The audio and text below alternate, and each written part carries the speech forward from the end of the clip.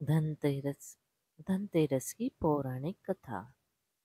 एक बार भगवान विष्णु मृत्युलोक में विचरण करने के लिए आ रहे थे। तब लक्ष्मी जी ने भी उनसे साथ चलने का आग्रह किया। तब विष्णु जी ने कहा कि यदि मैं जो बात कहूँ तुम अगर वैसा ही मानो तो फिर चलो। तब लक्ष्मी जी उनकी बात मान गई और भगवान विष्णु के साथ भूमंडल पर आ गई। कुछ देर बाद एक जगह पहुंचकर भगवान विष्णु ने लक्ष्मी जी से कहा कि मैं जब तक ना आऊं तुम यहाँ ठहरो। मैं दक्षिण दिशा की ओर जा रहा हूँ, तुम उधर मत आना। विष्णु जी के जाने पर लक्ष्मी के मन में कौतूहल जागा कि आखिर दक्षिण दिशा में ऐसा क्या रहस्य है जो मुझे मना किया गया है और भगवान स्वयं चले गए। लक्ष्मी जी से रहा न गया और जैसे ही भगवान आगे बढ़े, लक्ष्मी भी पीछे पीछे चल पड़ी। कुछ ही आगे जाने पर उन्हें सरसों का एक खेत दिखाई दिया जिसमें खूब फूल लगे थे। सरसों की शोभा देखकर वह मंत्र मुग्ध हो गई और फूल तोड़कर अपना श्रृंगार करने के बाद आगे बढ़ी। आगे जाने पर एक गन्ने के खेत से लक्ष्मी जी गन्ने तोड़कर रस चूसने लगे।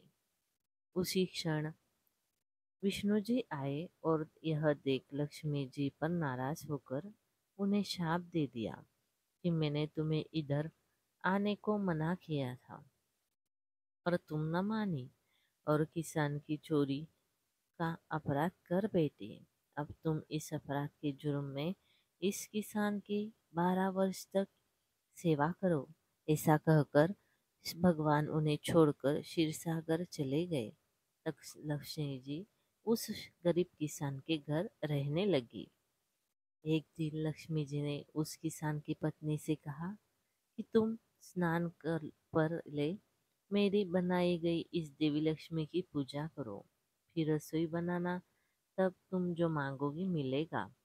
किसान की पत्नी ने ऐसा ही किया। पूजा के प्रभाव और लक्ष्मी की कृपा से किसान का घर दूसरे दिन से ही अन्न, धन, रत्न, स्वर्ण से आदि भर गया।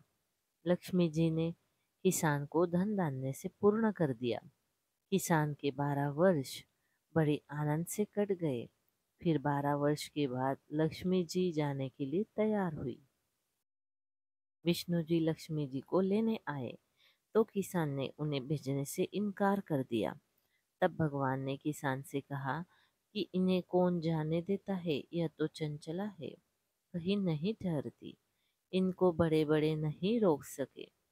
इनको मेरा शाप था, इसलिए 12 वर्ष से तुम्हारी सेवा कर रही थी। तुम्हारी 12 वर्ष सेवा का समय पूरा हो गया है। किसान हठपूर्वक बोला कि नहीं, अब मैं लक्ष्मी जी को नहीं जाने दूंगा।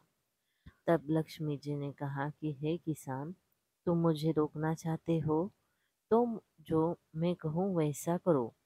कल तेरस है, तुम कल घर को लीप पोत कर स्वच्छ करना, रात्रि में घी का दीपक लगा कर रखना और सायंकाल में मेरा पूजन करना और एक तांबे के कलश में रुपए भर कर मेरे लिए रखना।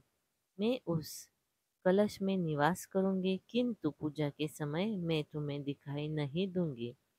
इस एक दिन की पूजा से वर्ष भर मैं तुम्हारे घर से नहीं जाऊंगी। यह कहकर वह दीपकों के प्रकाश के साथ दसों दिशा में फैल गई। अगले दिन किसान ने लक्ष्मी जी के कथानुसार पूजन किया। उसका घर धन धान्य से पूर्ण हो गया। इसी वजह से हर वर्ष तेरस के दिन लक्ष्मी की पूजा होने लगी। तो दोस्तों, आपको ये कहानी अच्छी लगी हो तो हमारे चैनल को लाइक, शेयर और सब्सक्राइब जरूर करें। धन्यवाद। हर हर महादेव।